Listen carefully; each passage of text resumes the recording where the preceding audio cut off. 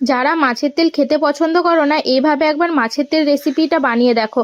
আমি কথা দিচ্ছি, যারা অপছন্দ করো এই মাছের তেল খেতে, তারাও এইভাবে রান্না করলে মাছের তেলের রেসিপিটা খেতে বারবার ইচ্ছা করবে। এখানে আমি পেঁয়াজ পাতা, আলু, বেগুন আর পেঁয়াজটাকে কেটে নিয়েছি। এরপর মাছের তেল নিয়েছি, মাছের তেলের মধ্যে হলুদ আর নুন মাখিয়ে নিলাম। আর কড়াইতে অল্প তেল দিতে হবে, কারণ মাছের তেল থেকে ভালোই ভাজার সময় তেল বের হয়। এরপর তেলটা হালকা গরম হয়ে এলে মাছের তেলটা ভালো করে ভেজে নিতে হবে। ভালোভাবে মাছের তেল ভাজা হয়ে এলে এরপর পেঁয়াজ পাতা, বেগুন, আলু আর পেঁয়াজ দিয়ে আরও কিছুক্ষণের জন্য ভালো করে ভেজে নিতে হবে। ভালোভাবে মিশিয়ে নিয়ে এরপর অল্প হলুদ গুঁড়ো ও স্বাদমতো নুন দিয়ে আরও কিছুক্ষণের জন্য ভালো করে ভেজে নিতে হবে। ভালো করে ভাজতে ভাজতে এরপর দেখতে হবে আলু আর বেগুনটা সেদ্ধ হয়েছে নাকি।